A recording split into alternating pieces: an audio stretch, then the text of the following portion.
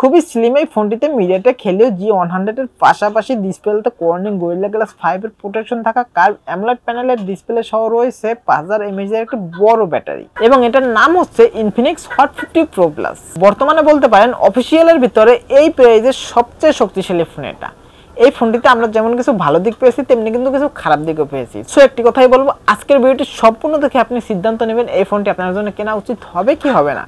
So যা যাক main ভিডিওতে, লেটস গো অন। বডি এবং ফ্রেম দুটোই কিন্তু প্লাস্টিকের তৈরি, তবে রিয়ার প্যানেলে এক ধরনের ম্যাট টেক্সচার দেওয়া হয়েছে, তবে ফিঙ্গারপ্রিন্ট ছাপ পড়ে না, মানে হাতের ছাপ পড়ে না। ভাই একটি কথা শুনলে কিন্তু মাথা নষ্ট হয়ে যেতে পারে, মাথাটা ধরে বসুন। মানে থিকনেস, ভাই থিকনেস 6.8 মিলিমিটার এবং ওয়েট 162 গ্রাম। ভাই যেমনি থিকনেস কম, যেমনি ছোট, তেমনি ওয়েটও অনেকটা কম। So light weight, one hand feel তো সুন্দর পাবেনই, মানে ছোট মানুষরাও ওয়ান হ্যান্ড ফিল খুব সুন্দর পাবেন, মানে এখানে অনায়াসে ব্যবহার করতে পারবেন। ডিসপ্লেতে রয়েছে কর্নিং গরিলা গ্লাসের প্রোটেকশন এবং IP54 এর সার্টিফিকেশন রয়েছে, যার কারণে টুকটাক পানি ছিটাফোটা কিংবা ধুলোবালি লাগলেও কোনো সমস্যা হবে না। এবং সিকিউরিটির জন্য ব্যবহার করেছে ইন ডিসপ্লে ফিঙ্গারপ্রিন্ট সেন্সর, যেটা খুবই ফাস্ট অ্যান্ড একুরেটই আছে, মানে ঠিকঠাকই আছে এবং ফিঙ্গারপ্রিন্ট সেন্সরের পজিশনটাও ঠিকঠাকই আছে। ভাই তবে মাথায় নষ্ট, মানে আমি ভাবতেই পারতেছি না থিকনেস এত কম কিভাবে করলো ভাই, 6.8 মিলিমিটার। এবং JBL এর সাথে কোলাবোরেশন করে কিন্তু ডুয়েল স্টিরিও স্পিকার দিয়েছে। সো সাউন্ড কোয়ালিটি খুবই সুন্দর পাবেন, মানে সাউন্ডে কোনো প্রকার কোনো ক্রিস্পিনেস বেস এগুলো কোনো ঘাটতি নেই, সবকিছু ঠিকঠাকই আছে। ভাই ফোনটি এত চিকন এত পাতলা হওয়ার পরেও কিন্তু 5000 mAh একটি ব্যাটারি দিয়েছে এবং 33 ওয়াটের একটি ফাস্ট চার্জারও দিয়েছে। এবং আরেকটি মজার বিষয় কি জানেন, 10 ওয়াটের রিভার্স চার্জিং সাপোর্ট করবে। অনেকে আবার জানেন না ভাই যে রিভার্স চার্জিং কি। রিভার্স চার্জিং হচ্ছে এই ফোনটাকে দিয়ে অন্য কোনো ফোন বা অন্য কোনো ডিভাইসকে চার্জ করা যাবে এবং এই ব্যাটারিকে ফুল চার্জ করতে সময় লাগবে 1 ঘন্টা 20 মিনিটের মতো। তবে এই ফোনটিকে ফুল চার্জ করে যদি নর্মাল ইউজ করেন সেক্ষেত্রে 1.5 থেকে 2 দিনের কাছাকাছি ব্যাকআপ পেয়ে যাবেন। এবং যদি হেভি ইউজ করেন, মানে একটানা গেম প্লে করেন অথবা একটানা মুভি দেখেন, সেক্ষেত্রে 7.5 থেকে 8.5 ঘন্টার মতো ব্যাকআপ অনায়াসে পেয়ে যাবেন। পোর্শন বাটন নিয়ে কথা বলতে গেলে ফোনটির রাইট সাইডে রয়েছে একটি ভলিউম বাটন এবং একটি পাওয়ার আপ বাটন এবং লেফট সাইডে কিছুই নেই। এবং উপরের দিকে রয়েছে নয়েজ ক্যান্সেলেশন মাইক এবং JBL এর ব্র্যান্ডিং সহ স্পিকার এবং নিচের দিকে রয়েছে main speaker, primary mic, USB Type-C charging port এবং একটি সিম ট্রে।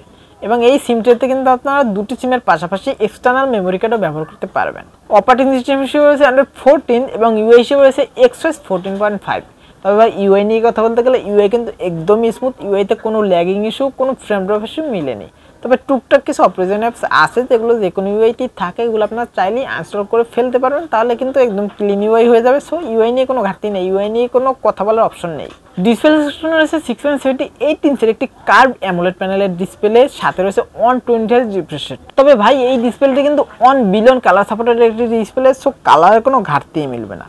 এবং ডিসপ্লের রেজলিউশন হিসেবে রয়েছে 2436x1080 পিক্সেল এবং পিক্সেল ডেনসিটি হিসেবে রয়েছে 393 ppi এবং ফ্রন্টের ডিসপ্লের উপর ঠিক সেন্টার রয়েছে একটি মিডল পাঞ্চল সেলফি ক্যামেরা। তবে চিন বেজেল নিয়ে কথা বলতে গেলে ভাই চিন বেজেলও মোটামুটি ভালোই ন্যারো করা হয়েছে, দেখতে খুব সুন্দরই লাগছে। রিয়ার প্যানেল রয়েছে ডুয়াল ক্যামেরা সেটআপ, যার মেইন শুটারটি 50 মেগাপিক্সেলের শুটার এবং সাথে পেয়েছেন 2 মেগাপিক্সেলের ডেপথ সেন্সর। ভাই এখানে অবশ্যই একটি আলট্রা শুটার দেওয়া উচিত ছিল, এটা কিন্তু ঘাটতি রয়েই গেল। এবং ফ্রন্টে রয়েছে 13 মেগাপিক্সেলের সেলফি ক্যামেরা এবং এই ফোনটির রিয়ার ক্যামেরা মানে মেইন ক্যামেরা দিয়ে সর্বোচ্চ ভিডিও রেকর্ড করতে পারবেন 2K 30 fps। এখানেও কিন্তু ঘাটতি রয়েই গেল ভাই, 2K না দিয়ে এখানে 4K দিলে ঠিকঠাক হতো। ভাই অন্যান্য দিকগুলো যেহেতু এত উন্নত করছে, বাট ক্যামেরা সেটআপটা একটু কেমন হয়ে গেল না, ক্যামেরা সেটআপটা আরেকটু উন্নতি করা উচিত ছিল। প্রসেসর হিসেবে রয়েছে মিডিয়াটেক হেলিও G100 প্রসেসর। তবে আপনারা সকলে হয়তো জানেন এটা কিন্তু মিডিয়াটেক হেলিও G99 এর সাকসেসর। তবে মিডিয়াটেক হেলিও G99 এর থেকে কিন্তু এই প্রসেসরটি মানে G100 প্রসেসরটি কিন্তু খুবই ভালো, মানে গেমিং কিন্তু খুবই ভালো পারফর্ম করে এবং হিটিংও হয় না। জিপিইউ হিসেবে রয়েছে Mali G57 এবং গেমিং নিয়ে কথা বলতে গেলে ভাই গেমিং মোটামুটি গ্রাফিক্সে ভালোই প্লে করতে পারবেন। তবে পাবজি হাই গ্রাফিক্স সেটিংসে যদি প্লে করতে যান সেক্ষেত্রে লং টাইম প্লে করলে একটু হিটিং হবে এবং একটু ল্যাগিং এর দেখাও মিলবে। তবে অন্যান্য গেমগুলো যেমন ফ্রি ফায়ার বলেন এবং অ্যাশফাইট বলেন, অ্যাশফায়ার 9 বলেন, এগুলো স্মুথলি প্লে করতে পারবেন, কোনো প্রকার কোনো ল্যাগিং ইস্যু মিলবে না। ফোনটি একটি ভেরিয়েন্টে মার্কেটে পেয়ে যাবেন 8GB র্যামের সাথে 128GB স্টোরেজ এবং এই ভেরিয়েন্টের র্যাম টাইপ হিসেবে পেয়ে যাবেন LPDDR4X এবং স্টোরেজ টাইপ হিসেবে পেয়ে যাবেন UFS 2.2 এবং এটিতে কিন্তু ভাই ক্যামেরা টু API নেই, যার কারণে আপনারা চাইলে ইন ফিউচার জিক্যাম মানে ম্যানুয়াল ক্যামেরা ইউজ করতে পারবেন না।